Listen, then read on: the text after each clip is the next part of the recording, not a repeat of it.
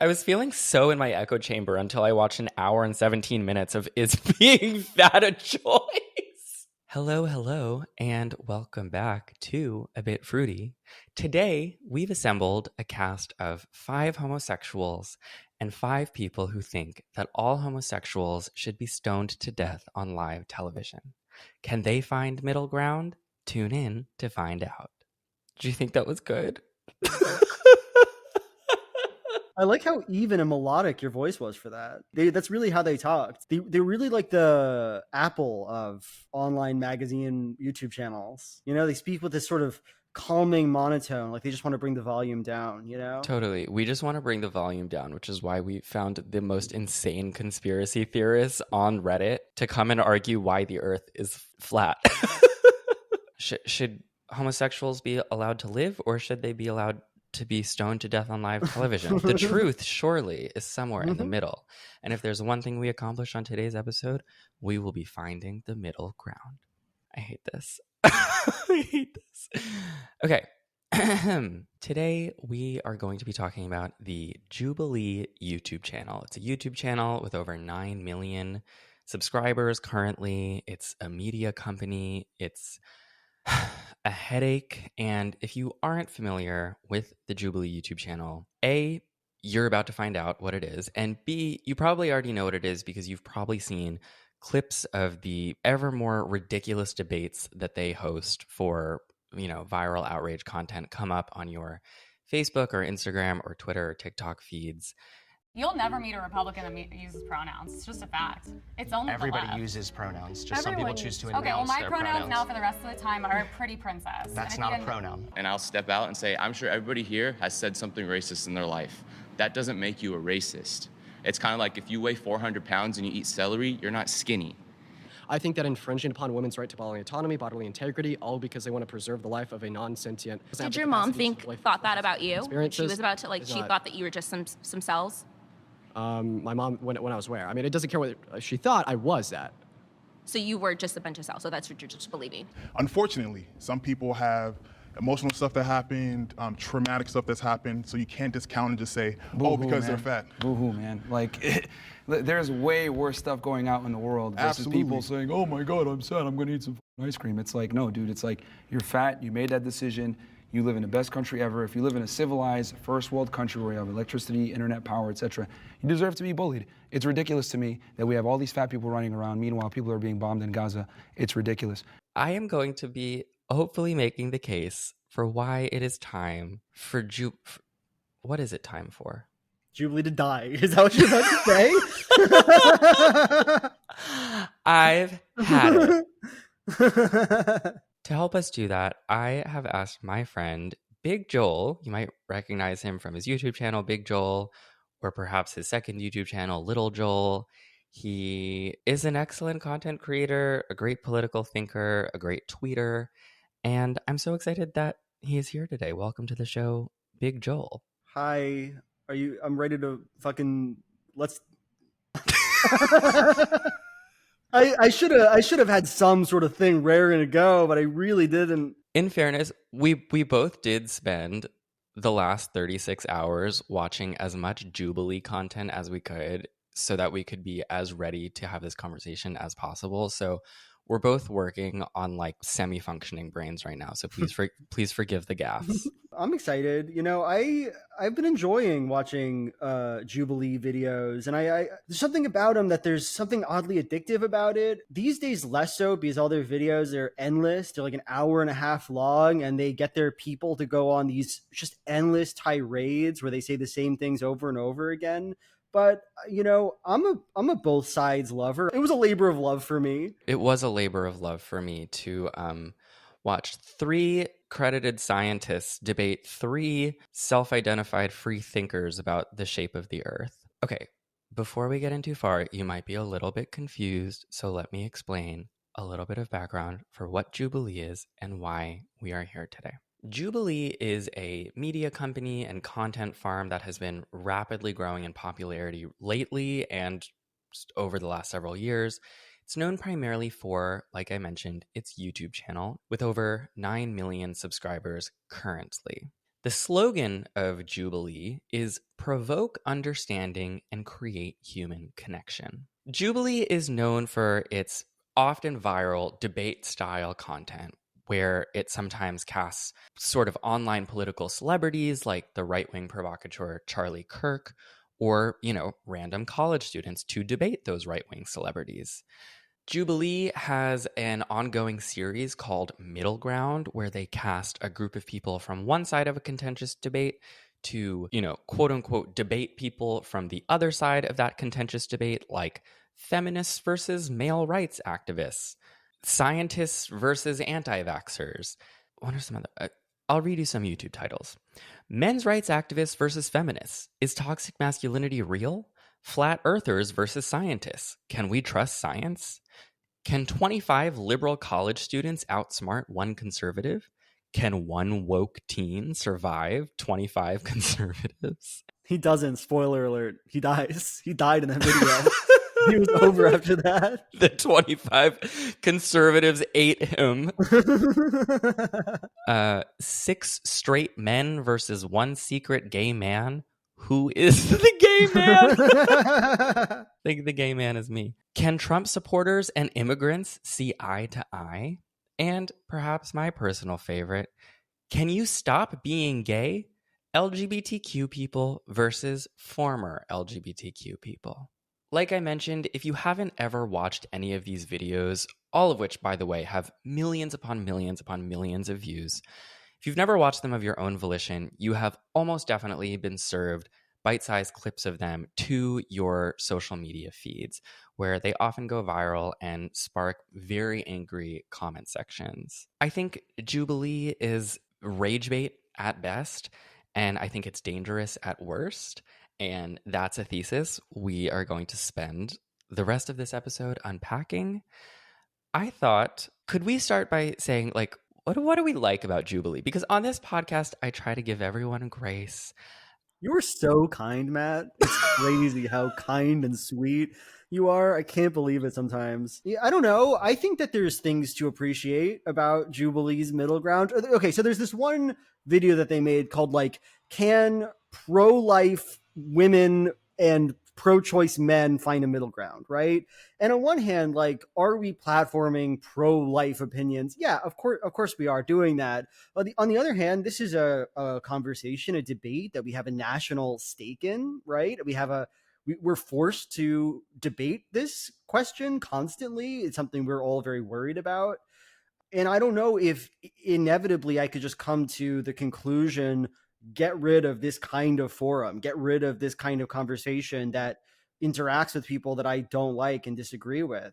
I also would say, as another pro to them, that the people who enter these conversations as the normal guy presence in the room, I think they tend to be smart enough. I don't think I'm smarter than any of them. I don't think that I'd be able to conjure better points than they do in disagreement. Much of the time I'm having a thought and they express it. It's not like it's a totally stacked deck, although is a sense in which the deck is stacked, I'd say. Yeah, I think what Jubilee would claim, and we're actually going to be reading some of their mission statements, but I think that what Jubilee would claim is that their goal is to get us out of our online political echo chambers, right? And I think that's a noble goal. I don't know if I agree that it's a noble goal, but no, I don't know. Wait, really?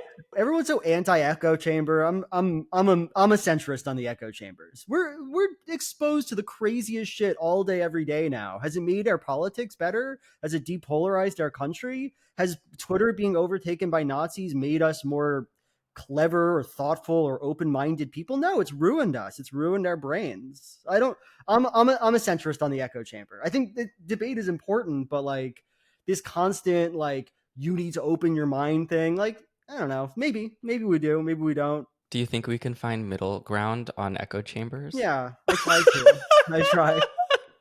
Pro echo chamber versus anti echo chamber, the middle ground, coming next week to Jubilee. It's just echo chamber sounds really bad, but community is another word you might have for echo chamber, right? A space where people who are like-minded communicate with each other and where certain ideas are broadly accepted is another way of defining echo chamber, right? Yeah. So it's difficult. It's nuanced, I'd say.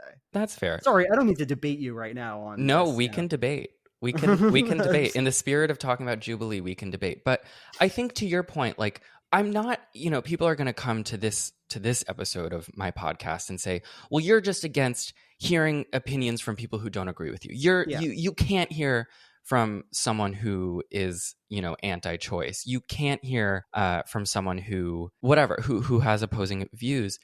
And that's not my problem with Jubilee. My problem with Jubilee is not that they platform people I disagree with. Sometimes I have problems with who they platform, and we'll get into that too. But I think if their goal was to earnestly break open echo chambers, earnestly foster human connection, as is their slogan, then the content would look extraordinarily different. People don't respect sex workers because it's easy to take your clothes off. That's why they don't respect them. It's also easy to open your mouth. People respect things that are hard. And sex work, OnlyFans, that's not hard. And so part of my thesis today is that Jubilee is, I think, self-aware about the fact that they are not creating the type of content that aligns at all with what they claim to be about. Yes. I'd say that if there's one critique I have for Jubilee, to boil it down to one sentence, it would be they're not breaking open echo chambers primarily. What they're really doing is inventing opening the echo chamber. There isn't a lot of Americans who are flat earthers. That's not a real kind of person that you meet in your day-to-day life. You don't meet flat earthers at the coffee shop. A lot of them. I have friends who are flat earthers because I think it's important to surround myself with people who disagree with me. It's a fake conversation. It doesn't actually exist. And so they're not, getting people out of their rote bullshit. They're exposing the freaks to the normal guys. That's what their actual like spectacle is. It's not primarily about conversation about issues that bear down on people's lives and about which reasonable minds sometimes differ. Although they do have that. A lot of the time it's just, random, vaguely reactionary feeling spectacle. I love how this is our answer to my prompt, which was, can we start by saying something we like about Jubilee? Okay, I will say that as, a content creator, I understand that part of making content is capturing people's attention. I think the people who run the Jubilee YouTube channel have found a gold mine as far as being able to capture people's attention, being able to get people emotionally involved in your content. I think they are very, very good content creators. I think it's ultimately for the worse, but I think that they have had some really creative ways to rage bait people, essentially. And look, just as one final pro to them is that, we can laugh. We can look at a conversation between, former LGBTQIA plus people versus current gay people. We can laugh at that idea. We can laugh at the fact that they're platforming conversion therapy advocates, although they would say they're not conversion therapy advocates. That's a different matter, I suppose. But at the end of the day, there are going to be gay religious teenagers watching that Jubilee video, and they're going to be processing the ideas from Christians who are gay and who have their faith and who don't believe that they're going to hell for it. And it's going to make a gay teenager's life better. It will do that in certain cases. And it's not a conversation that it's for me to have. I don't think gay people are going to hell. I don't believe in all that. But it's a conversation that some people really do take seriously. So it speaks to somebody. It helps somebody. It's not all bad, I don't think. Okay, that was like a really specific pro. About like one of their 7,000 videos. Yes, that's true. Well, abortion, they get a 45-year-old guy to say, you have a right to abortion. Maybe that'll make a woman feel safer. I don't fucking know. I would like to give a little bit of background on the history of Jubilee. Would you mind? I wouldn't, no. So Jubilee is the brainchild of Jason Lee, who is a graduate from the University of Pennsylvania Wharton School of Business, prestigious business school. He's a business guy. After he graduated, he was a business consultant, making, as he tells it, 6 figures by the time he was 21. And in 2010, he launches the Jubilee Project, as it was then known, as a nonprofit and a YouTube channel. The first video that he makes, which is still the first video on Jubilee's YouTube channel, it only has like 40,000 views now, was basically just a little like vlog he made of him going to the Union Square subway stop in New York City and singing, you know, the way that people sing in public places for money, so that he could raise money for the victims of the Haiti earthquake. In that video, he raises $85.01 and €2, which I think is like really sweet. That's cute. Yeah. He seems, you know, like just like very happy to be like finding a creative way to make content out of doing charity work. It, you know, it's a sweet short video. It bears no resemblance at all to anything on that channel now. But yeah, for the first couple of years, really, all of the videos were just like various charity spotlights, and you know, they got really low traffic. Mr. Beast type guy. Mr. Beast. I mean, Mr. Beast type guy. Sure. Jason eventually realized that he has no business plan. He had like quit his job to make this work, and he's not making any money. Eventually, he shuts down the nonprofit Jubilee project and relaunches it in 2017 as Jubilee, a for-profit company that at that point he had raised $650,000 in funding for. He raised $650K for a YouTube channel? Yeah. Who's investing in one? I don't what does that mean? Yeah, who's gonna invest $500,000 in my YouTube channel? That's crazy. It is crazy. And so immediately the charity stuff stops, and what emerges is a series of videos that he's doing at this point 7 years ago called Both Sides. That's the name of the series. And the videos are things like married couples secretly share both sides of a love story where they're both sitting at a table, talking to each other, hooked up to microphones, essentially just having an intimate conversation about their relationship, but on camera. And he does this with a lot of couples. He does this with best friends. And it's innocuous. You know, it's like kind of sweet human interest type content. It's kind of a look into people's interior worlds and relationships. It's a feel-good thing, which of course, Jubilee still claims it's about making feel-good content, but this was kind of the last time the content was ever feel-good. The first middle ground video was called Atheists and Christians Debate Truth and Belief. That video gets 6 million views. This is capitalism, baby. If you find the thing that makes you more money, you're off to the races with it. And so we were off to the races, meaning the race to the bottom of what Jubilee would become. I think it's kind of, you know, like it's a funnel that we all go down in our lives. You know, we start off just wanting to make people happy, and then we find out that people actually want to be made to be miserable and angry, and that's what they'd rather engage with. And then we spend our lives just getting people angrier and angrier and make ourselves wealthier and wealthier. And then we all die. That's the situation I guess a lot of content creators find themselves in. You know, Jubilee's by no means alone in this regard. This sort of content, this sort of BuzzFeed, like, do you know your wife's darkest secret type content, it had its place, but it's super dated now. Nobody watches videos like that. Nobody cares. You need to have an angry man in somewhere in the room that everybody hates. Otherwise, you know, what are you going to do? And even if, sorry to be going off here, but even if you go on like, even these more human interest pieces, like, you know, a dating show, it still has like a lot of tension and mean guys. There's a lot of judgment going on. You know, you're not going to find content as much that's just feel good, you know, children react to Titanic type videos. It's not as common anymore. This is capitalism, though, right? It's like he started as like a sweet charity YouTube channel. And look, I'm not saying you have to do that forever. Like, my podcast isn't for charity. My podcast is my job too.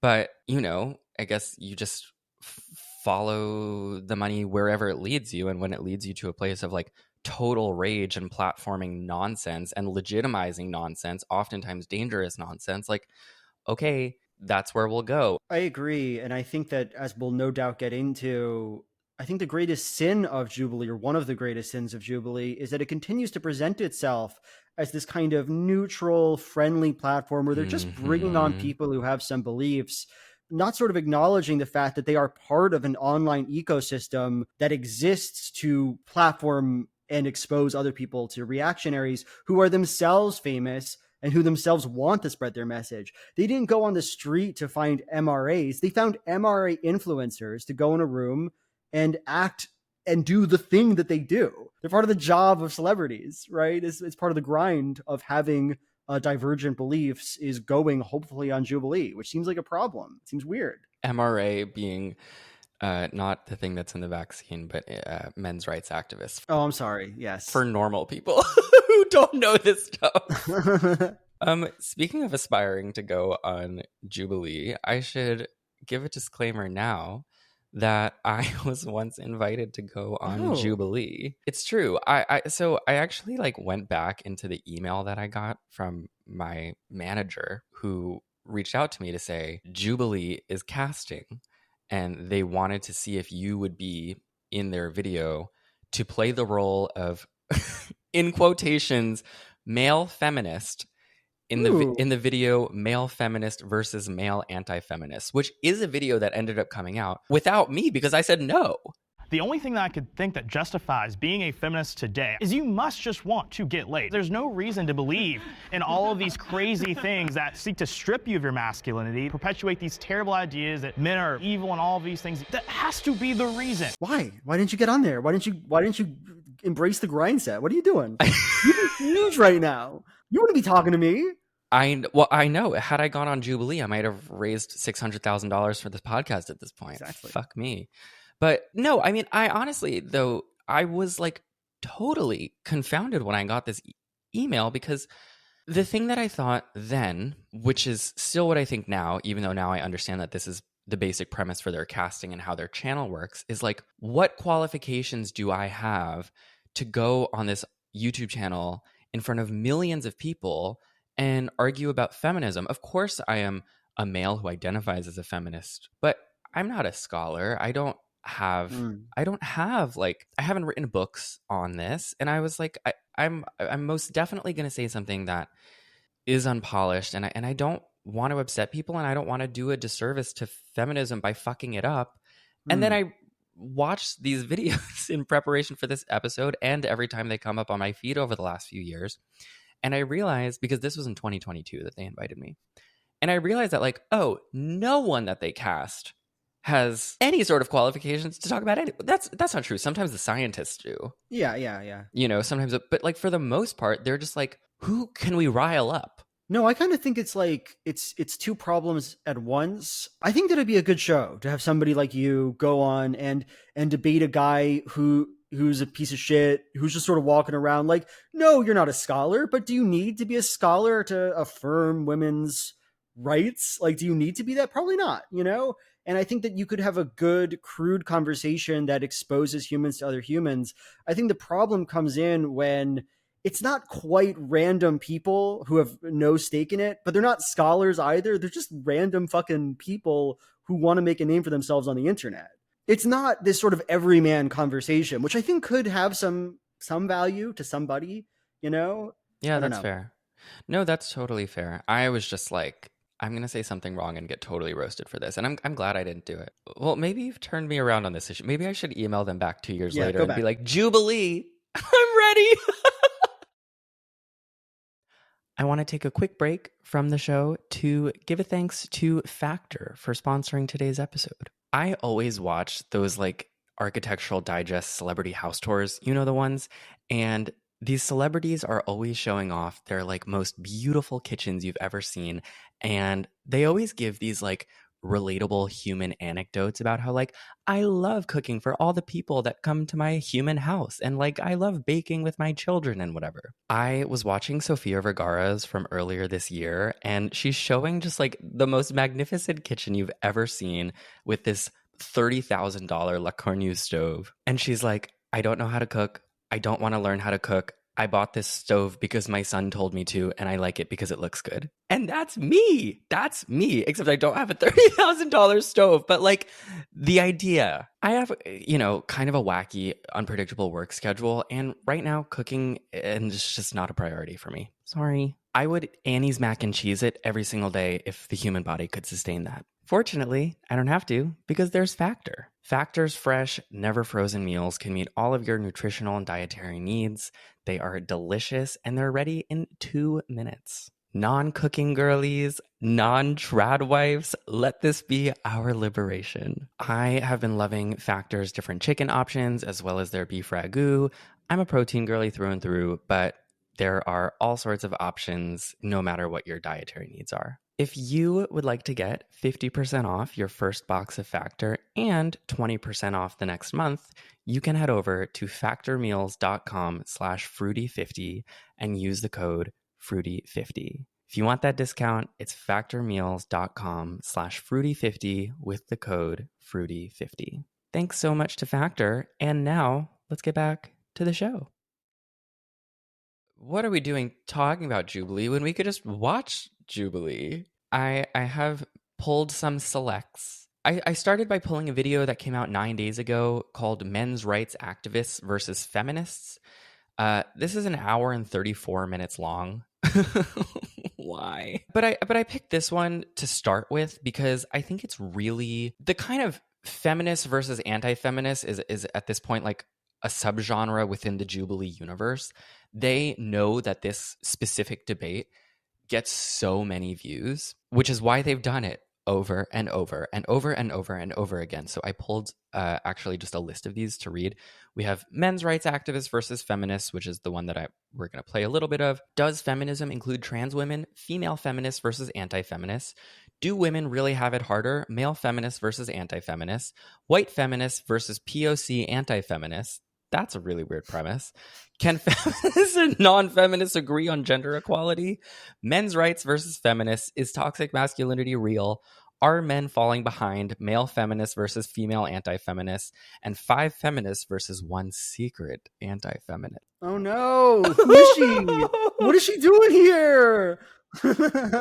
But they really find new and impossibly more painful ways to explore the same quote unquote debate. I feel like these days, this sort of battle between feminism and men's rights activism is like most of the internet's engagement with feminism as a concept. So there's a lot riding on this. There's a lot of conversation about it. Yeah. Well, and all of these videos get millions and millions and sometimes tens of millions of views. So they've found a way to milk this continuously, which is the only reason they continue to do it and everything that they do on their channel. But the specific one that I pulled, men's rights activists versus feminists. Men should have access to their children. It's 50% their DNA.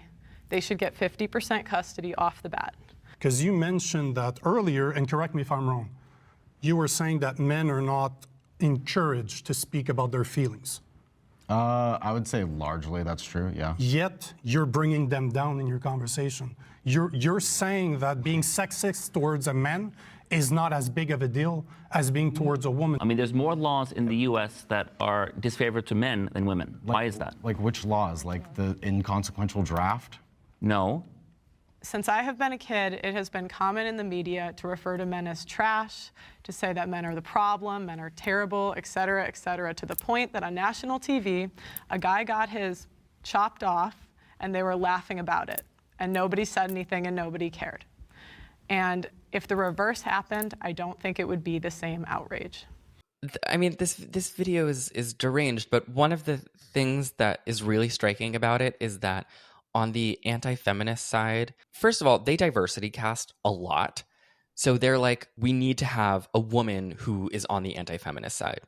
And the person who they cast in that position is Hannah Pearl Davis, known mononymously online as sometimes Pearl. Who is Pearl? She's kind of like this Nazi for hire type person.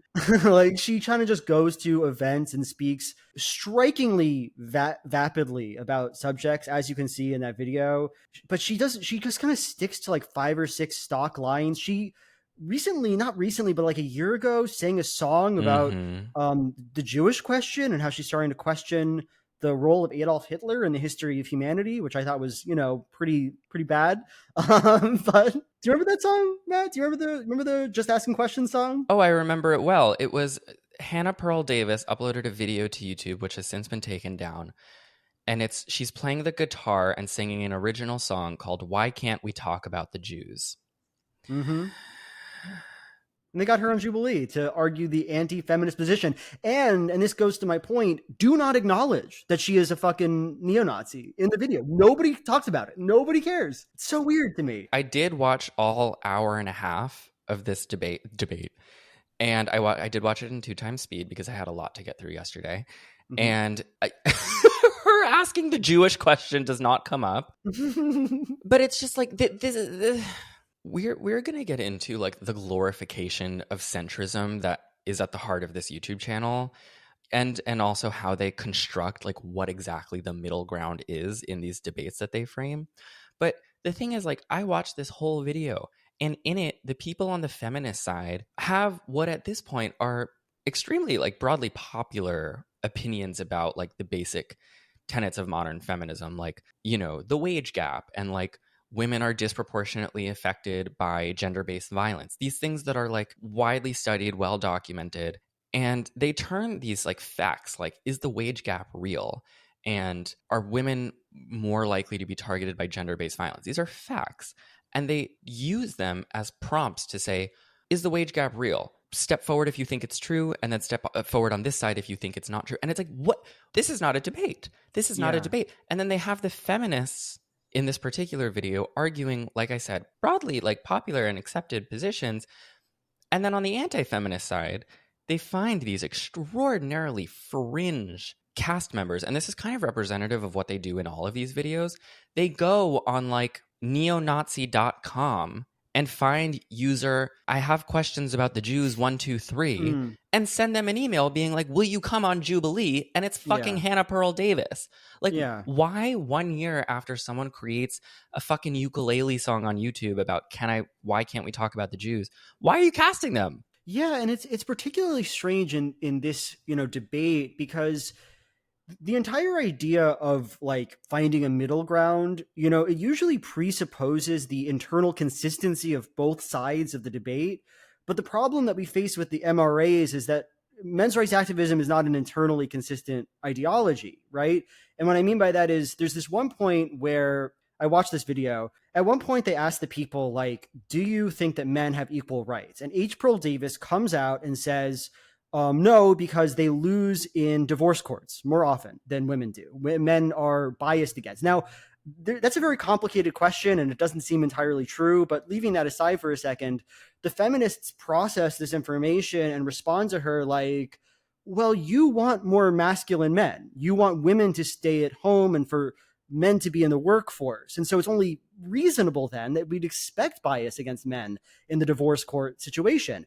And Pearl Davis has literally no response to this whatsoever. She just stares vacantly back and repeats her party line, because it's not just a matter of we have to find a middle ground between two ideas. We have to actually tease out what these people believe, which is impossible when they're dumb as shit reactionaries. Like, they don't have consistent beliefs. So what is the debate about? What's the conversation? It's so weird. It's so odd. I was just pulling up that is being fat a choice, because that's the next one that I had. It's a great one. Is being fat a choice? Okay, the next one that I had listed down, this is another hit from Jubilee. Is being fat a choice? Fit men versus fat men. Middle ground. Important question of our day. This has 8 million views. Good. So we have 6 people in Is Being Fat a Choice? Fit men versus fat men. 3 of them are visibly muscular men. 3 of them are fat men. And they basically argue about whether being fat is morally wrong, basically. Yes, whether being fat is morally wrong. And again, it's like, it's easy when you talk about any of these videos, and we've started to do a little of this, and I'm like avoiding it myself, but it's very easy to start getting into how you feel about the content of what people are saying. Yes. It's so easy to get sucked into, like, I can't believe H. Pearl Davis said in her video that people don't respect sex workers because sex work is easy. Like, that's a refrain that she repeats like 17 times in that video, that sex work is easy, which is just like a completely unbelievable claim. But like, it's so hard not to get sucked into the exact thing Jubilee wants you to get sucked into, which is the ridiculous shit that people are spewing on their enormous YouTube channel. But like, I'm trying to stay focused here on the form. Yes. Who did they cast? What are they positioning as debatable points? That to me is what's interesting. Don't they cast the Fresh and Fit guy? Yeah, so that's what I wanted to point out with this one. Can you explain? Fresh and Fit podcast is something I see on Twitter where they bring on Instagram women and insult them for being sluts, right? That's what they do on that podcast, basically. Yeah, it's Fresh and Fit. It's like this like extraordinarily misogynistic, right-wing, disgusting, like Andrew Tate adjacent. Yeah. They have one of the co-hosts of Fresh and Fit on as the jacked in the jacked men section. Yeah. And the whole time, like his opening statement at the 1 minute mark of this video is, well, it's unacceptable to be fat. Okay. That's a great start. It is unacceptable to be fat. What's the middle ground when you're talking to someone like that? And they cast him knowing that he's going to say stuff like that. At a minute 42, he says, being fat is unacceptable because you control every single morsel of food that goes into your mouth.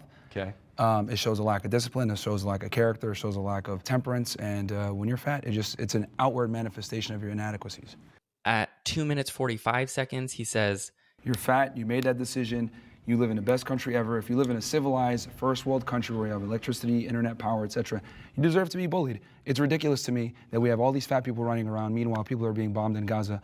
That I found that when him invoking Gaza like that to be one of the most deranged, like where does he even get this from? Like where does he pull these talking points from? Can you just invoke ongoing atrocities and like use them as justification for anything you ever want to say? It's so strange. Yeah, I mean, it's completely fucking unbelievable. But again, it's like Jubilee casts this person knowing that this is exactly the type of stuff they're going to say on the Jubilee channel because it's what they say in their own content. Yeah. I mean, presumably they reached out to me because they wanted me to say the kinds of things that I say online to a lot of people, which, you know, are typically in favor of like human rights and being kind to other people. But they cast him because they want him to say that, as he says at 3 minutes 30 seconds of this video, we need to bring shaming back in so many other regards besides obesity. We need to do it with sluts. We need to shame fat people. We need to shame everybody. It's also so weird because the entire structure of the episode presupposes that there's an innate conflict between fit people and fat people, which is not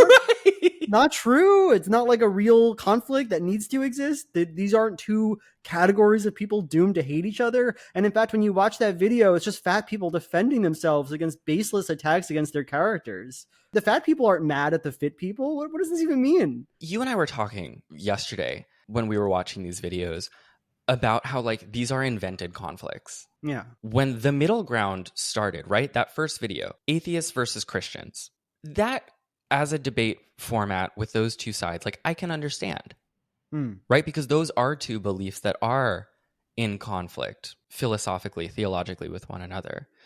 But now they're like milking this format for years and years. And they're coming up with these arguments that aren't arguments. No, they're reifying the positions that they're pretending to debate about, right? They're inventing the category of the pro-fat hater. The most people in society, if you ask them, do you hate fat people? Even if they do hate fat people, which is a lot of people, aren't like militant anti-fat people. That's not a kind of person that exists. It's a fictional identity that exists in order to get eyeballs on the screen. There's no such thing. Right. So in this video, again, like the construction of the middle ground, we're saying the middle is somewhere between like these normal fat guys who are just like, I'm fat and I want to exist in the world. And then these other men who are like, you're an ugly, amoral piece of shit who doesn't deserve kindness or human happiness. And we're supposed to think that the middle is something in between, that the acceptable place to like stake out your opinion is something in between these two. No, it's that fat people should fucking exist. And like, what are we doing here? Do they find a middle ground in that one? Do they get there? Do they ever come to any kind of conclusion in these episodes? No. That's the funniest thing. All of these episodes are, how long is this one? This is Being Fat a Choice is 1 hour and 17 minutes long. Yeah. And I watched all of it. Yeah. It's interesting because on the fit guy group, I remember that video, and I remember there was like one of the guys who was like, I harm my body with a lot of steroids, and like this was a very difficult thing for me and I can't do that anymore. And like You know, a person like that, you could be reasoned with. You could talk to him constructively about the concept of fat phobia.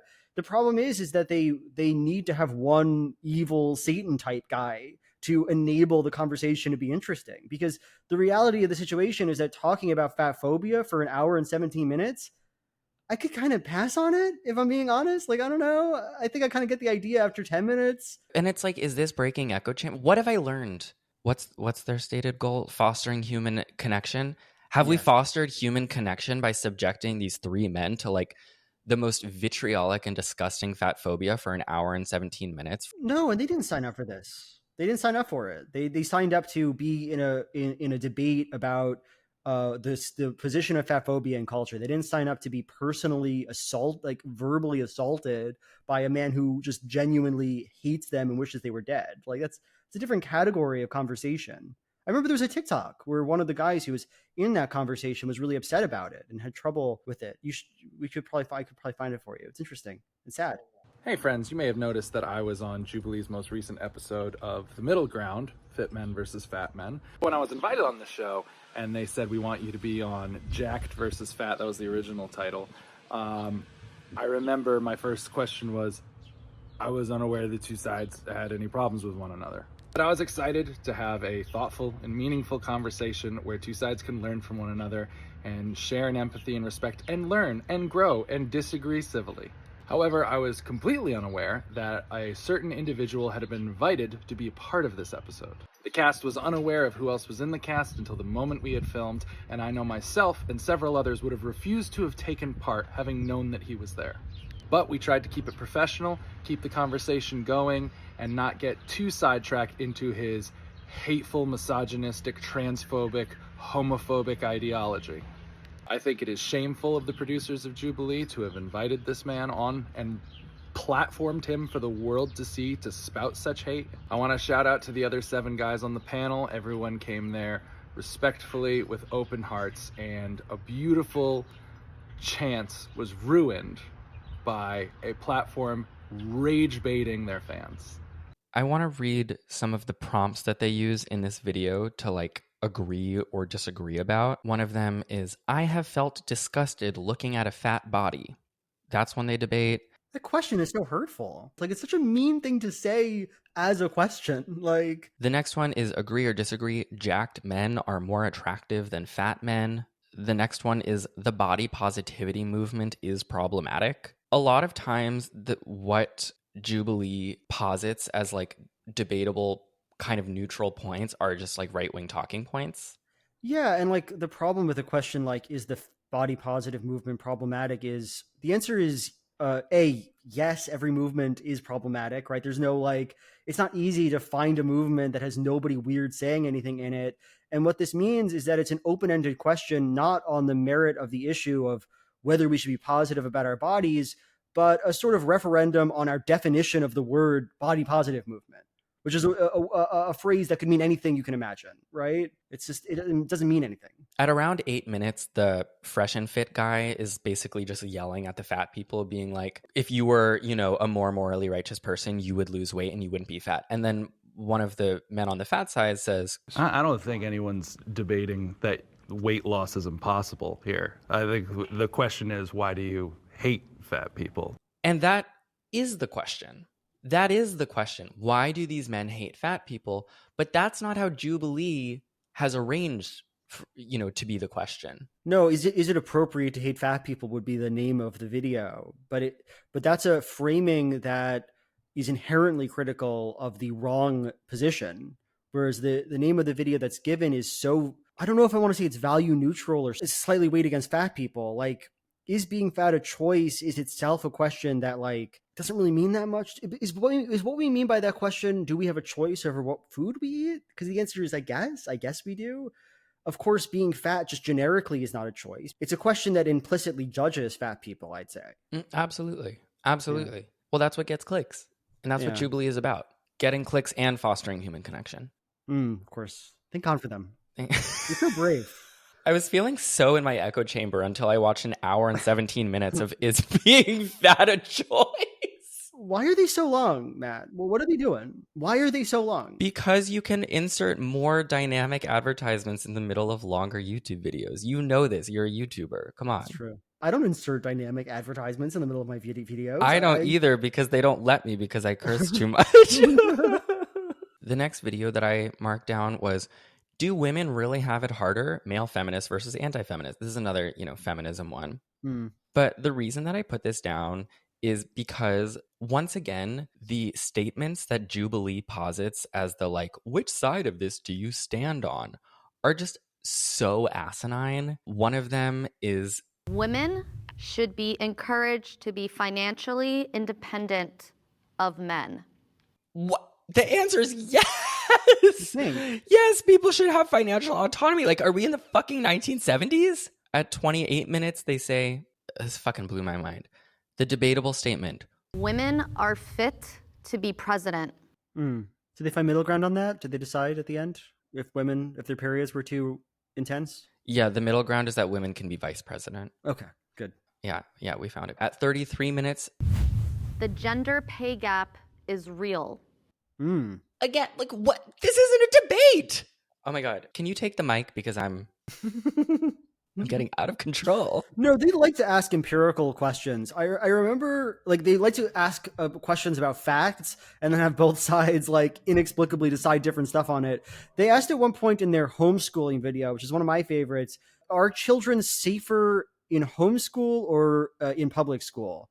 And everybody disagreed, but the reality is that we know that kids are more put in danger by having parents that they don't get to have any escape from, having no support system outside of their homes. That's a proven thing that harms them a lot. This is a fact about the world. What does the debate even look like? And I think that they ask these kinds of questions because they conjure up a lot of feelings without any ability to for one person to rebut another, right? So one person says, this is the information on the subject. The other person says, I have negative feelings about that. I want to continue being a reactionary, even though that's true. And so you can sort of bypass thinking about a subject if you ask an obvious enough fact-based question. Are there any other specific videos for now that you want to... Let's see if I have if I have anything. I have the white feminist video. It's white feminist women versus anti-feminist POC women, which is already one of the weirdest. Why? What are you talking about? They like to find the three of them that exist and be mad about it. But they spend the whole time the people of color women. The women of color. The women of color. Thank you. They spend the whole time being it's bad that white feminists don't do enough advocacy, which I suppose is a valid reason to criticize white feminists, but not necessarily a very good reason to criticize feminism. It's a good gotcha, but it doesn't mean very much. But then one of the women who's this devout Muslim is I believe in submitting to my husband. I believe fundamentally the opposite of what feminists believe. I think men should have power in society and women should submit to them and be in the home. And it really clarifies the extent to which the debate is so often a smokescreen for just completely unchangeable core beliefs that people have. They're trying to, get people out on whether they're a good enough feminist or how valid their feminism really is. But secretly, the whole conversation is, I don't think that women are equal to men. That's the real heart of the conversation. And it's not something they're really prying into. They're not going deep into these conversations. Totally. And listen, debate content online as a whole, I always say this, but it's not for the people involved doing the debating. It's for an audience. Charlie Kirk and the woke college student probably aren't changing each other's minds, but in theory, debate content is supposed to force the viewer to ask questions about their own belief and consider all sides. But the thing is, this doesn't do that. It's entirely, again, rage baiting, and it's also just they claim that they want to break down echo chambers and get us to talk to each other and get us to question our beliefs. But every conversation and every comment section and every viral tweet I've ever seen around a Jubilee clip is just people hardening their own positions and taking the side of the person they already agree with. No, it's profoundly unmoderated. They don't leave space really. There's very often a man on the bad side who's significantly angrier than everybody else, and he just sops up every ounce of attention in the room and leaves like zero space to have like a constructive dialogue between people who are at least sometimes on Jubilee trying to be kind to each other, genuinely trying to see things the other person's way. And there are better and worse episodes, of course. Have you seen the gay one, the conversion therapy one? The current LGBT versus ex-LGBT? Yes. Have you seen that? Of course. It's a classic. There's a guy I watch it once a morning. There's an intersex woman on there, and he's like, "You're not a woman. You're a man. Fuck off." Like, he's so mean. He's so mean. Like, what is this? There's kind of like, yeah, to your point, there's usually someone who's just there to be outrageous. Yeah. Who's just trying to get internet points. Yeah. And it usually ruins the whole thing, and it usually garners millions of views.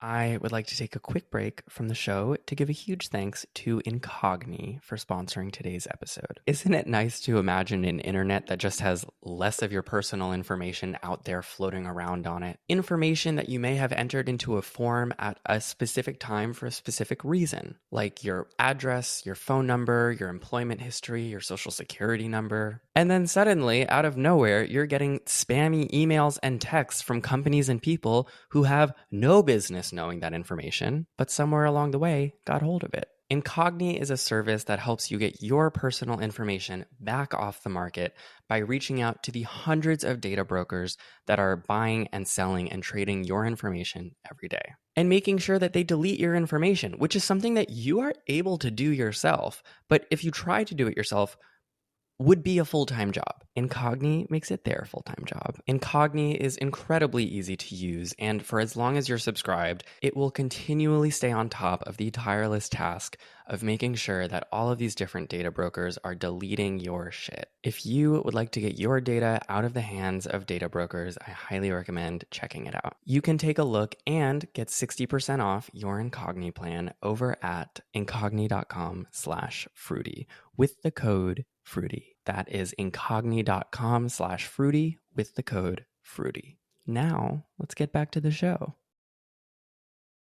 I kind of mentioned this, but I want to read Jubilee's mission statement because I know that they know that what they claim to be doing is not what they are doing. So on their website, which I went to, Jason Lee wrote a little letter, and in it he said, "Sometimes it feels like the world is becoming more divided, chaotic, and cluttered. But if I've learned anything in my time growing Jubilee, it's this. We are all inextricably linked and want to live for something deeper. Living for empathy and human good is a resilient vision and one that is worthy of pursuit. Sincerely, Jason Lee." And then at the bottom of the website, it says, "Jubilee Media is a digital media company that pushes boundaries, tackles taboos, and breaks the rules. We believe discomfort and conflict are pivotal forces in creating human connection. In short, we are not afraid to go there." Very peculiar. Whatever. It's so interesting because, like, if you really wanted anti-feminists and feminists to connect, you'd probably, make them play Monopoly or something. You wouldn't make them debate if women are okay. That's not the way to get people to connect. It's fundamentally against the spirit of connection. I mean, it just sounds like they wrote those mission statements not at all considering what their actual product is. Like, I read those and I'm like, oh yeah, that's nice. We should foster empathy. We should, not be so divided, yada, yada, yada. Like, I'm sure, whatever. And then they're like, we're going to create the most divisive, most sympathetic towards bigotry, legitimizing, anti-science views. We're just going to put it all out there and then cover it in a blanket of flowery language around human connection and building empathy. And it's total bullshit all the way through. Yes, agreed. There's this huge problem with like enlightened centrist types where it's actually really easy to say like, hey guys, let's turn the volume down. You don't actually hate this kind of person. Come on, guys. You can be friends with people you disagree with. The problem is that actually doing that, turning the volume down, isn't something that anyone's fundamentally interested in doing. And it's also something that's really hard to do. So as admirable as a goal as it might be, it's not, who cares about doing it? Nobody on the internet's turning the volume down. if you want the volume turned down, talk to people. Well, it's also just not their goal. Right. No, it's what they say is their goal, but it's so clearly not. And I went, I searched for evidence, Lady Gaga. I went looking for proof I was like, I know that they know that this is not what they're doing. I went to their Instagram and just, over the last few weeks, you, the listener, have probably caught wind of some of this, but they did these 2 mega viral videos. One was Charlie Kirk versus 25 woke students, and one was 1 woke student versus 25 Charlie Kirks. Various clips from these videos have gone extraordinarily viral, and they posted something in reference to these videos on their Instagram that, Big Joel, I would like to send you and have you describe, if that's okay. Oh, okay. So there's 4 people of different ages and walks of life, seemingly quite angry with each other. They don't look all too pleased. Charlie Kirk in particular looks concerned. Do you want me to read the text beside it? Just the caption. Choose your fighter. Yep. Choose your fighter. Yeah, okay. That was kind of all I needed. I like how they all have different personalities and are kinds of guys now. Like they're building new kinds of archetypes of our new political millennia. Right. It's good. They kind of abstract from their YouTube videos of real human beings arguing with one another, like characters that you can identify with. Who do you choose? I did watch this video and I choose Naima. Mm-hmm. I like her nose piercing. Yeah. She did great. She roasted and toasted Charlie Kirk. Was she the one who said his smile was weird? Because I saw that viral clip and I thought that was pretty funny. Yeah, she did say that. What does fetus mean? A fetus is in utero. What does fetus mean in Latin? What the f? I'm sorry, is this It means little human being. Ooh, his smile is very creepy. Okay. Smiling is creepy? No, your smile specifically. Got it. But let's go back to, we're losing track here. That's good. Good for her. But I saw this Instagram and I saw that they made the caption "Choose your fighter" from their own video, and I was like, okay, fine. You guys know what you're doing. You're not building empathy. You're not building bridges. This isn't a kumbaya moment. I mean, you could have just looked at the name of the video. Can one woke teen survive an onslaught of MAGA soldiers? Like, well, that's not a coming together moment. That's about being mean, and also the entire structure of that type of video is like whenever somebody's about to like say something they maybe shouldn't have, they all raise their hands and send in a new MAGA guy to be angry. It's all about distractions. It's all about like trying to keep people on their toes. I mean, it's very much like an extrapolation of, I don't know if you're familiar with the online debate scene at all, but it's very much like Destiny, right? I'm not familiar with the online debate scene. I try not to be, but in spirit, share your insights. Well, I think even Destiny, who's probably the biggest online debater right now, would happily admit that what he's doing is not coming together with all manner of bigot and freak. I think what he's doing is putting on a show, and he does a reasonable job of it. I think that it's all about getting people out on points and like pointing out hypocrisies. A lot of it. It's about catching people off guard, presenting studies they're not familiar with. These things can be fine. I'm not here to, shit on anybody's entertainment. That's fine. But at the same time, what it's certainly not doing is bringing us closer together. I don't think there's a plausible argument for that. Yeah, for sure. And I've had people who listen to this podcast ask me before over, emails and DMs, why don't you have people with opposing viewpoints as your guests? Why don't you do debate style content? And I don't do that because, to your point, like, debate is a sport. It's difficult. Not only is it difficult, but it's a spectacle and it's a sport, and it's not about human connection. It's about one-upping. It's about knowing how to dodge and dive and duck dip, whatever they say in dodgeball.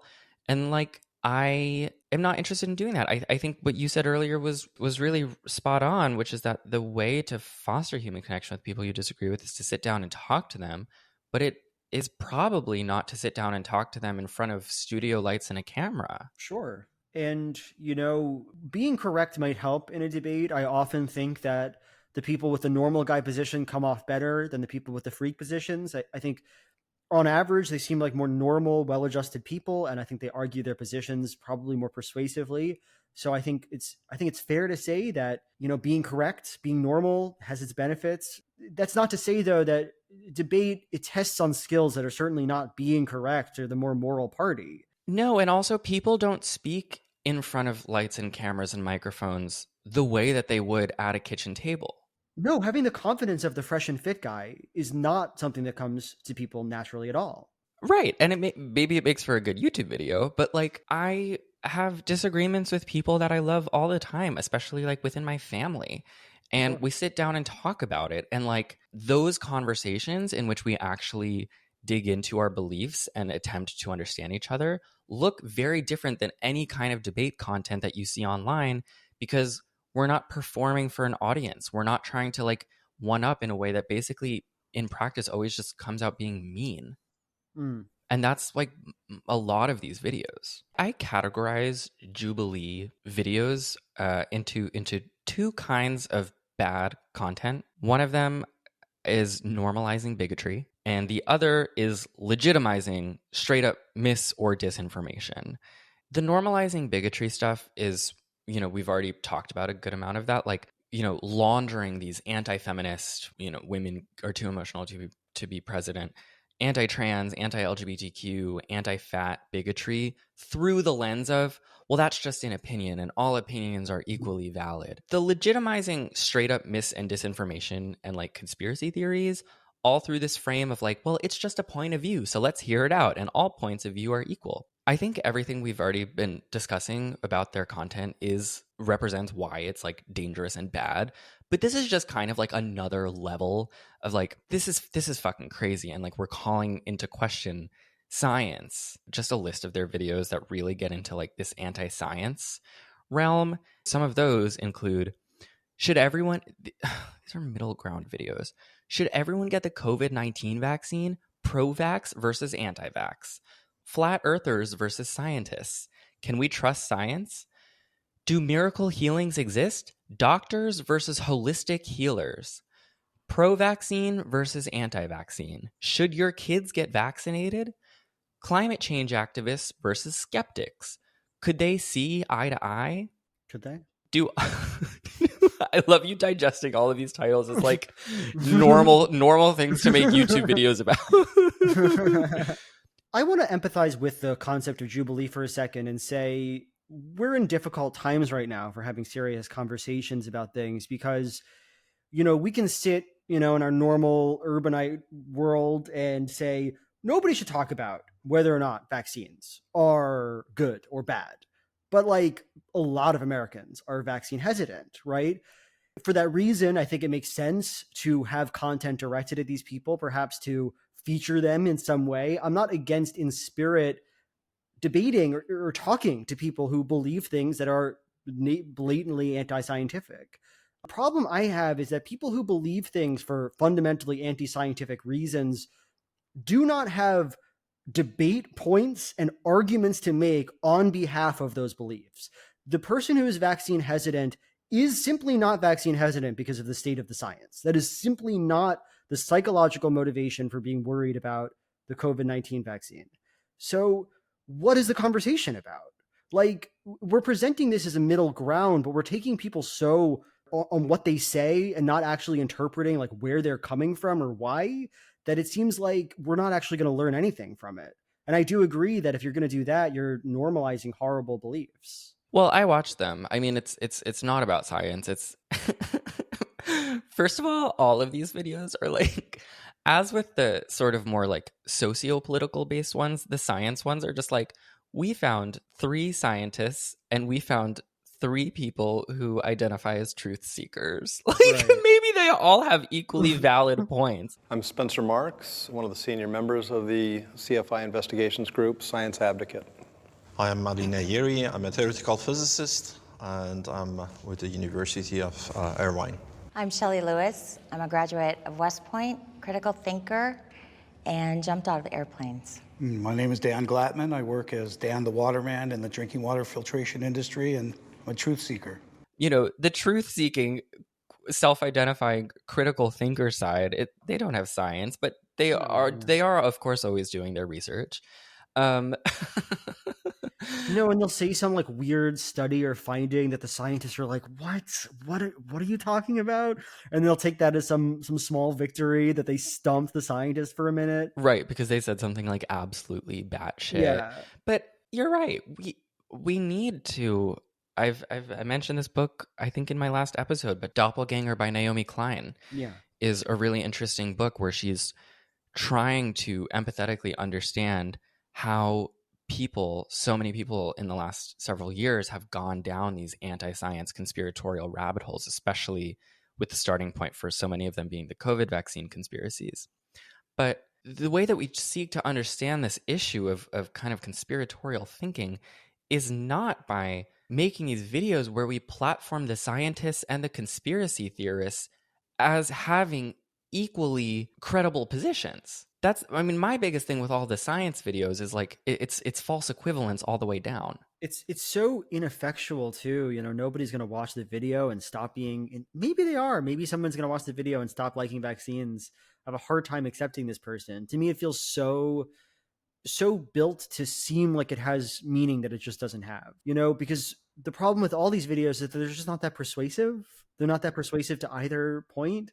Sometimes the scientists are able to give the impression that they just know much more than the other people, and I'm sure maybe that could convince somebody. But the truth is that for most of these anti-science people, the fundamental thing they reject is not some particular scientific premise or another, but the very concept of expertise, right? They're against the position that people who know more should have more importance in conversations about the subject. You can't convince that away. That's a gut belief, I think. Oh, absolutely. And it feels like on the part of Jubilee that in making these videos and by casting these anti-science people as having equal footing on these topics with, physicians and other types of doctors and researchers and scientists, it's like Jubilee is inherently taking their side. Yeah. By legitimizing it. It's taking the idea that somebody can be an anti-vaxxer in the way somebody is a pro-vaxxer. But pro-vaccine and anti-vaccine, while they look like the opposite of each other, they're really not.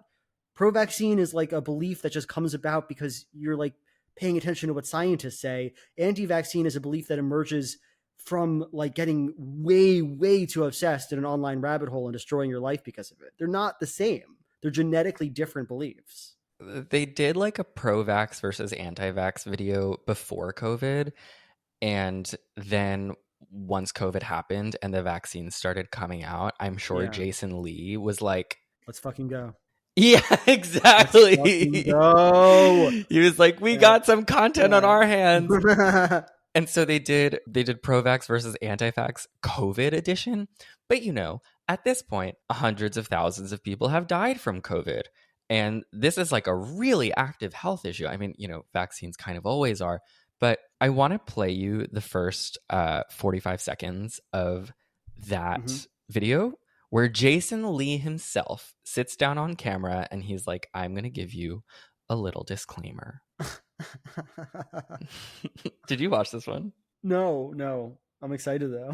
I don't know why. Hey guys, I know that we're doing both sides today, but actually I just wanted to let you know that one of the sides causes people to die. So consider that. It's literally that. It's literally that. Hey y'all, before we start this video, we just want to acknowledge that this is obviously a very sensitive topic, especially coming out of what's been an incredibly difficult year battling the coronavirus pandemic. But as vaccines are starting to roll out, this is also a very real and current conversation that we're seeing happen within our communities and all around the country. So our goal with this video was to just earnestly portray various perspectives that we were hearing, and not necessarily that we condone these perspectives, but to understand why people are feeling the way they might be. As always, please seek out experts as you're making your own decisions. And above all else, we want to encourage you to see each other's humanity and feel more empathy. It's so interesting. In a way, it sort of undermines the entire project of Jubilee, right? If he feels the need to come out and give a disclaimer because people are literally dying from believing this, then why isn't he doing it when poor fat people are being brought on to be humiliated and bullied? And why isn't he disclaiming how conversion therapy doesn't work and how it's brutally cruel to treat gay people like this? You know, it's so sad that he feels the need to do it on this subject because he knows what he's doing. He knows that what he's really doing is exposing people to horrible ideas. That's sad.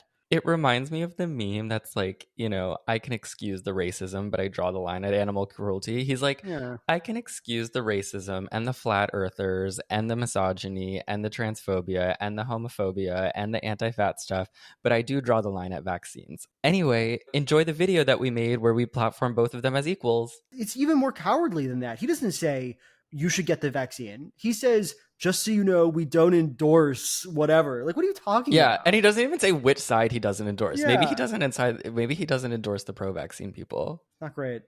I'm not into it. I'm not into it. And then, no, my favorite part, though, is he finishes, as always, our goal is to see each other's humanity and feel more empathy. I think it's like a Dolores Umbridge thing with him where he's like forces himself to write in a notebook like 60 times a night. Our goal is to see each other's humanity and feel more empathy. Our goal is to see each other's humanity and feel more empathy. Like, he doesn't believe it. Nobody believes it. This YouTube channel doesn't believe it. And he's just like creating the most absurd, dangerous, ridiculous, maniacal, bigoted content ever. And then being like, as always, our goal is to see each other's humanity and feel more empathy. So I imagine that if I talk to any of these people, they probably agree with me about most things. They probably just be generic liberals, right? That's the true belief of behind the Jubilee channel, you'd think, right? Or do you think that they're more balanced and actually actively reactionary? I can tell you that I think the content leans right just by legitimizing all of this stuff. I don't know about the people. I think it seems like the guy who runs this channel has just, I don't know, based on that 45 seconds, it sounds like he could be like a liberal guy, but he's clearly like divorced himself and the ethics of what he's doing from the outcome, like the tangible outcome of this content. That's true. I wonder if he drinks the Kool-Aid or if he thinks he's actually doing a public service with this kind of work. I don't know. What do you think? Maybe. I mean, look, there's things you can point to as successes of Jubilee is that you could probably use to justify the project. People are being made to engage politically, and sometimes that might be a valuable resource. Maybe, maybe it's better to think about abortion more rather than less, and Jubilee enables people to do that, right? That's one argument in their favor. I'm not confident, though, that they could possibly look at like material that so obviously is primarily about humiliating people, or at least partially about humiliating people. I don't think it's primarily, and say, oh, this is going to help fat people. This is actually going to make the world a more accepting, fat-friendly place, knowing full well that this guy, this, fresh and fit guy is getting a 2 minutes to put on Twitter and get 300,000 likes because he owned a fat guy, right? And everyone can call him based and, gas each other up. That's not, you can't possibly believe that that's a benefit to society or that it's turning the volume down. So they must be aware. Yeah, I have no idea how you manufacture content like that and then like go to bed thinking that you've like fostered human connection. I've been joking about that the whole time, but it like actually disappoints me and like, yeah, I don't know. It makes me sad and angry. As I don't know if you've been able to tell. Okay, I want to play. You watch ContraPoints. I do. We all watch ContraPoints. We love ContraPoints. You've done podcasts with her, yeah? Yeah, she's a friend of the show. Natalie plays all sorts of characters in her videos. And she has a recurring one called Jackie Jackson, who is sort of a parody of a centrist podcast host. And I want to play a tiny clip from one of Natalie's videos where she's acting as Jackie Jackson, because I think that it is Jubilee personified. Hi, I'm Jackie Jackson. You're listening to the Freedom Pod, where it doesn't matter what you say, it only matters that you say. We don't discriminate here between what is true or false or even downright dangerous. That's none of my business. It's none of America's business. The important thing is that you never stop talking, because that's what freedom is all about. I mean, at the beginning of this conversation, I said a centrist on echo chambers, right? I'm not totally against the idea of communities where people generally share beliefs. I think that's how humanity has structured itself for a very, very long time to mixed outcomes, right? I don't know. I guess what I wanted to say is like, yeah, man, talking doesn't actually help everything all the time. Like just having a conversation, it's not inherently a good thing, right? Conversations have to be productive to be productive. They're not just inherently good for people, I think. Look at anorexia, right? Think about, or school shooters. Think about the impact that spreading ideas has on people, especially young people. It seems like it can be deeply corrosive, right? I was wondering what the through line from anorexia to school shooters was going to be, but I see what you're saying. I see what you're saying. This is where we have to talk about Jubilee's glorification of centrism and Jubilee's artificial construction of the middle ground, because centrist beliefs are beliefs that exist between what we're defining as the endpoints of the more radical beliefs on either side. And so when Jubilee says that the radical belief on the left side is, fat people shouldn't have to lose weight and become thin to lead healthy and happy lives and be accepted and loved in society like a human being. And the opposite side of that is like fat people are disgusting, horrible people who do not deserve happiness unless they lose weight and perform that weight loss for me. If you're telling me that like the middle ground must exist somewhere between these two positions, that both have good points to make, it's just a dishonest debate. There's no middle ground there. It's a debate that exists to get people toward a position that doesn't exist, right? There is no such thing as the centrist on fat phobia. Even on bigger issues like, say, abortion, it's either you fundamentally want women to have access to abortions or you don't. There's a lot of people who would characterize themselves as centrists regarding abortion, but they all have to make a binary choice. There's no where in between to go. There is no middle ground, right? I also just think, Jubilee does this. I might actually put like a chart of like the Jubilee Overton window on the screen. The Overton window being at any point the range of acceptable beliefs in a society. Jubilee creates the Overton window where they decide what the acceptable endpoints of what beliefs you can have.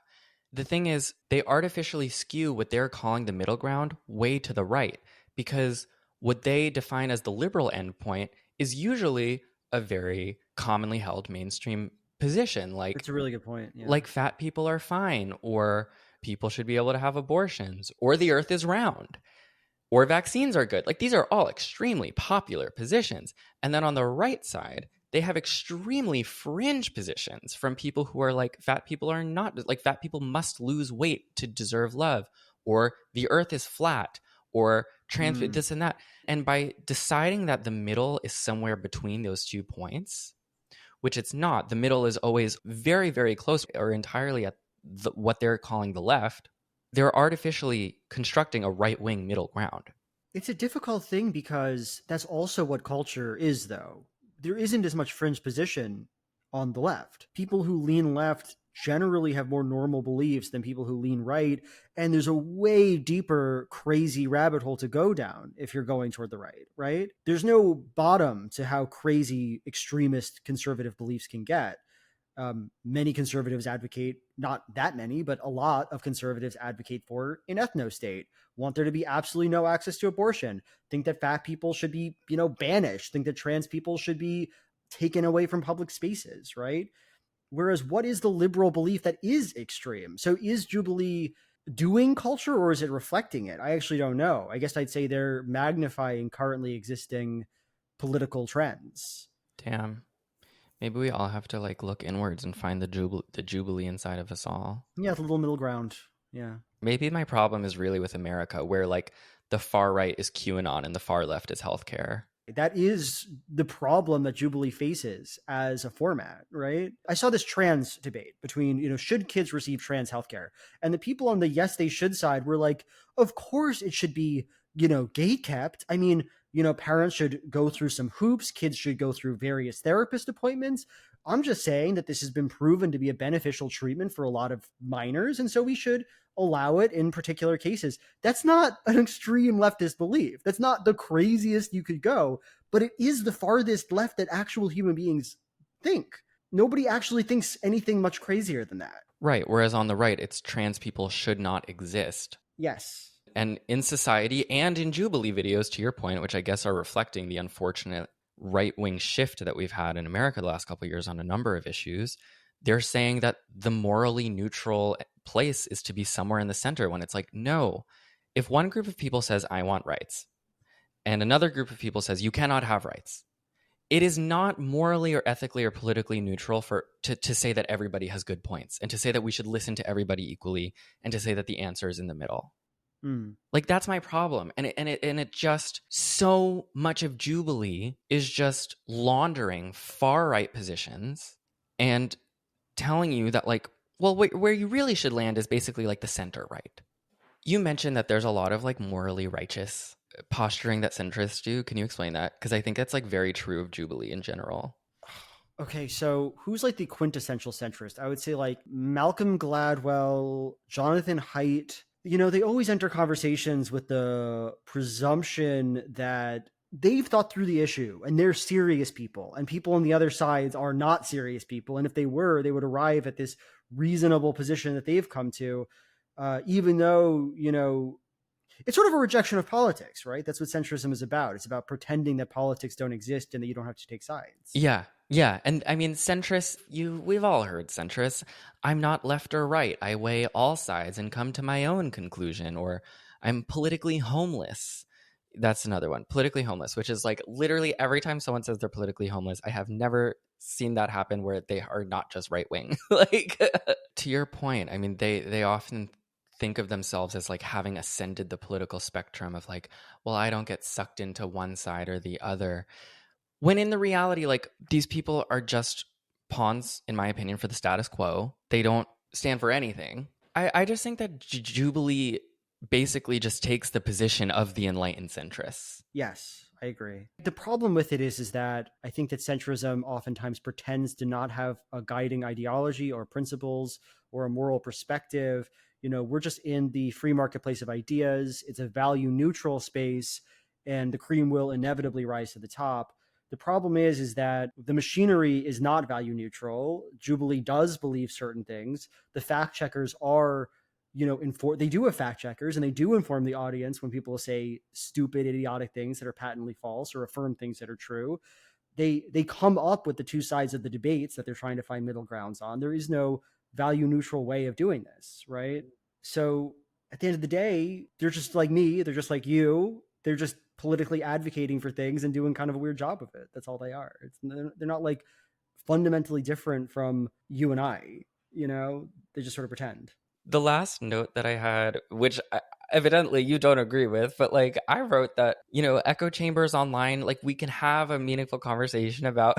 You're already like looking at me skeptically. No, it's not that. It's like, of course, you know, look, I understand the anti-echo chamber position. I'm not trying to be belligerent here. Yeah, it makes sense. It all comes. We still haven't found the middle ground on echo chambers, but what I wrote was just that echo chambers online, more so the thing that I'm interested in is criticizing the way that companies like Facebook profit from pushing people into very extreme political positions, profit from, you know, creating these bubbles of misinformation where that people go down, and, you know, these crazy anti-science rabbit holes, and like how those ultimately just serve to create profit for people at the top of tech companies. Like, I think that's interesting. At the end of the day, an echo chamber is what it does, right? If an echo chamber is creating QAnon devotees, then it's a problem that it's an echo chamber, because the people are getting deranged while experiencing it. It's just like with everything else. There's no value neutral word for echo chamber. It's all about whether or not it leads to outcomes that